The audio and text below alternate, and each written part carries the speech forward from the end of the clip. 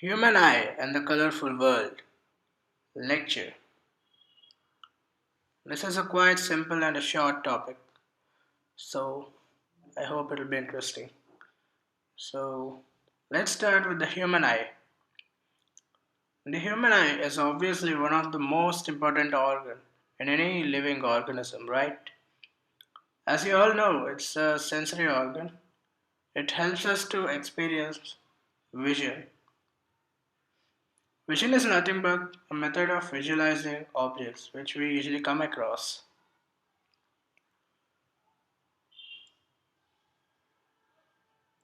So, now let's see how the human eye looks. Okay,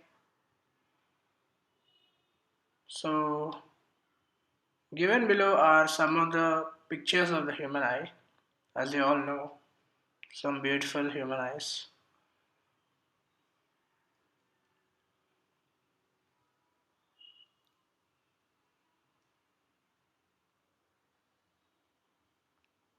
Okay, now let's look to the structure of the human eye.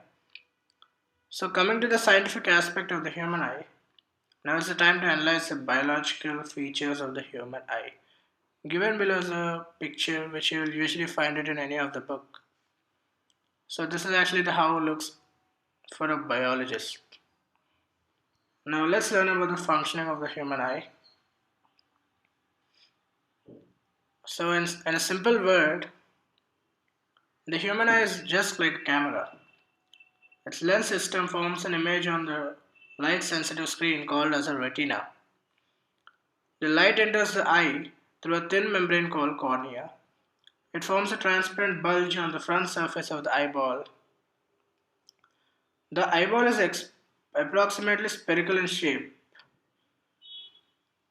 Most of their fraction of light rays entering the eye occur at the outer surface of the cornea. The crystalline lens merely provides the finer adjustment of the focal length required to focus on the object at different conditions. We find a structure called iris behind the cornea. The iris is the dark muscular diaphragm and controls the size of the pupil.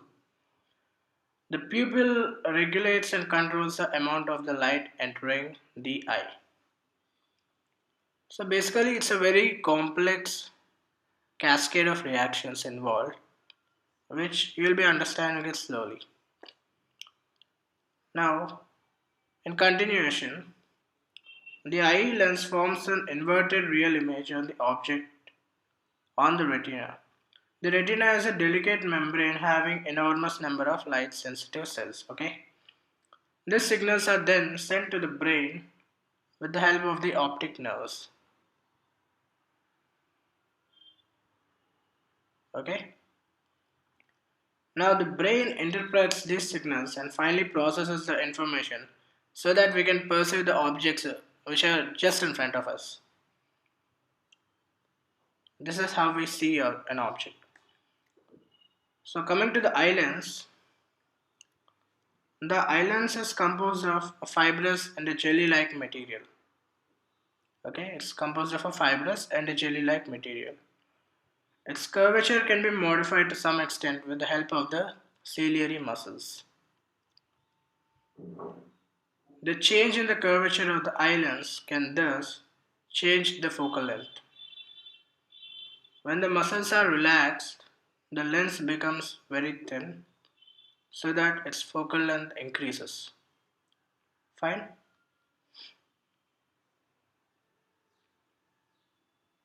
This enables us to see distant objects very clearly. So, when we have to look at objects which are very near to the eye, the ciliary muscles have to contract. This increases the curvature of the eye lens and the eye lens becomes very thick. As the eye lens becomes very thick, the focal length of the eye tends to decrease. Okay? As the focal length of the eye decreases, we can consequently look at the nearer objects a bit clearly. So, how is this all happening? This is a specially built in mechanism of the human eye. We are all lucky to have this. So, this particular mechanism is scientifically called as accommodation. I repeat, accommodation. However, the focal length of the eye lens cannot be decreased below a certain limit. So, to see an object comfortably and distinctly, you must hold it about 25 centimeters from the eye. The minimum distance at which objects can be seen most distinctly without strain is called as a least distinct of vision. It is called as a near point also. Sometimes the crystalline lens of old people becomes milky and cloudy. This condition is called as cataract. This causes partially or complete loss of vision. It's actually possible to restore vision through a cataract surgery. Fine. So let's move on to the defects usually experienced with the human eye. So the defects of the human eye. In general, we come across two types of vision defects. One is called as a myopia and the other one is called as hypermyopia. So let's start with myopia. Okay.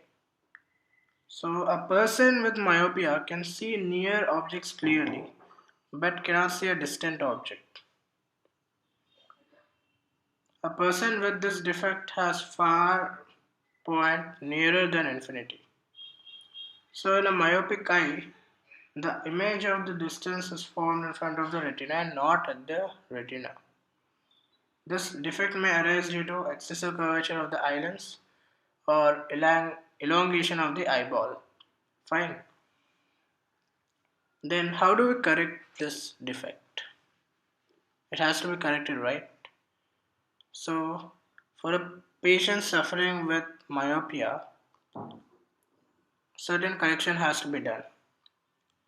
And this correction can be done perfectly with the help of a concave lens. So by placing a concave lens in front of the eye, the defect gets done. Now let's move on to hypermyopia. It is the opposite case of myopia. Here the person cannot see the nearer objects. The nearer point becomes farther than 25 centimeter. Such a person has to keep a reading material much beyond for him to see. This is because the light rays form a close focus point behind the retina, and this is because the focal length is too long or the eyeball becomes very small. So, how can this be corrected? When we have a solution for hypermyopia, this problem can be solved with the help of a concave lens.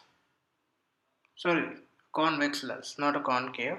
Hypermyopia is solved using a convex lens, and this is how it can be solved. Please have a look at the diagram. The convex lens helps the proper focusing of the image on the retina.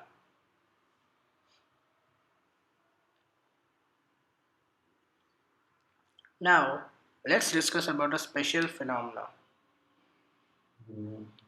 So, this phenomena is called presbyopia. It says that the power of accommodation of the eye usually decreases with aging.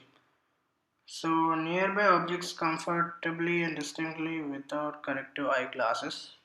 It arises due to gradually weakening of the ciliary muscles with age, which is quite obvious. So, let's move on to the refraction of light through a prism, which we already studied in chapter 10, partly. So here what actually happens is white light gets splits to 7 colors. This phenomena is called as dispersion. Now let's have a recap of the angles of the prism.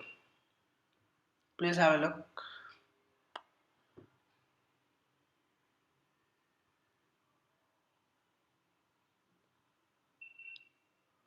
Now let's study about the dispersion of the white light by the prism.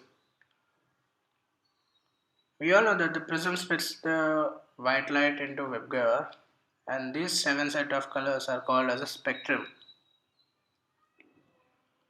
Now, Isaac Newton was the first to use a glass prism to obtain a spectrum from a sunlight. He tried to split the 7 colors of the prism further by using another small prism. However, he couldn't get more number of colors. So, are there only 7 colors? Yes, there are only 7 colors in a white light. And let's see why are there only 7 colors in a white light. So what actually Newton done was he placed another prism in an inverted position to this spectrum of 7 lights as shown in the figure. This was the obtainment of the 7 lights, and this is how he placed another inverted prism to see if these 7 colors again disperse.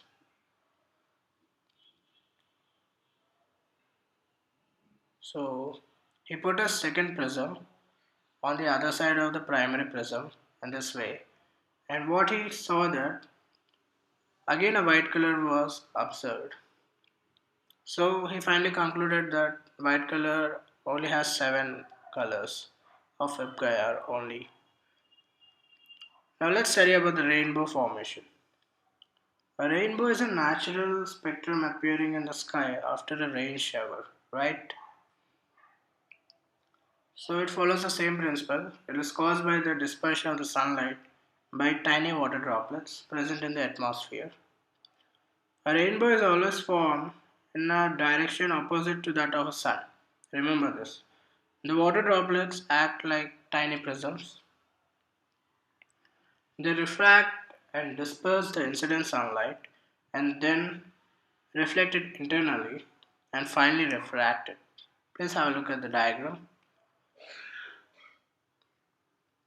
So, due to the dispersion of light and internal reflection, the different colors reach the observer's eye. Similarly, we have many interesting atmospheric phenomena. So we move on to atmospheric refraction to have a idea of what are these, such as the twinkling of stars and the advanced sunrise and sunset.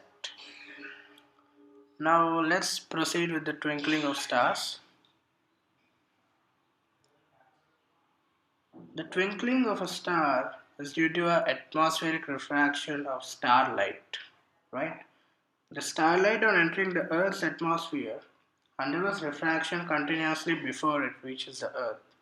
Since the atmosphere bends starlight towards the normal, the apparent position of the star is slightly different. The star appears slightly higher above from its actual position. This apparent position of the star is not stationary but keeps on changing slightly, and this is why we see the stars twinkling. And this is a representation of what actually happens. Please have a look.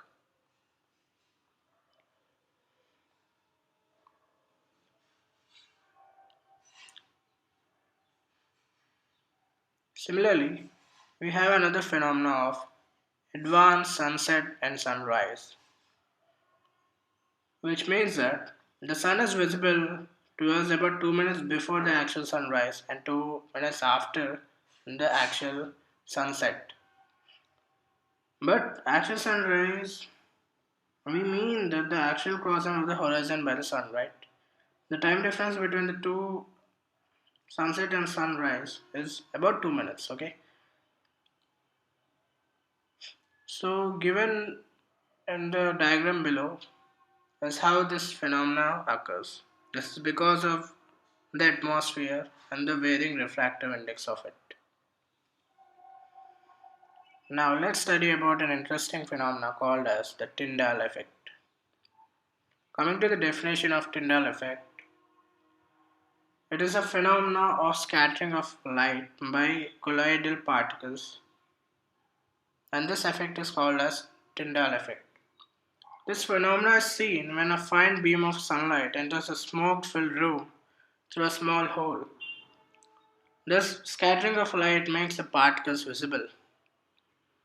Tyndall effect can also be observed when sunlight passes through a canopy of a dense forest.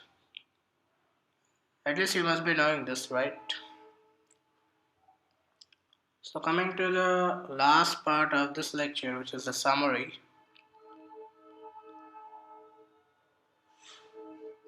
Let's proceed with the summary. So the here we cover the basic definitions of dispersion, which is the phenomenon of scattering of light by colloidal particles, which is similar to the Tyndall effect, and the other one is a power accommodation. The other two main definitions are myopia and hypermyopia.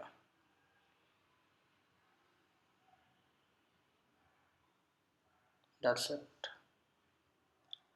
So this is the end. Thank you for watching.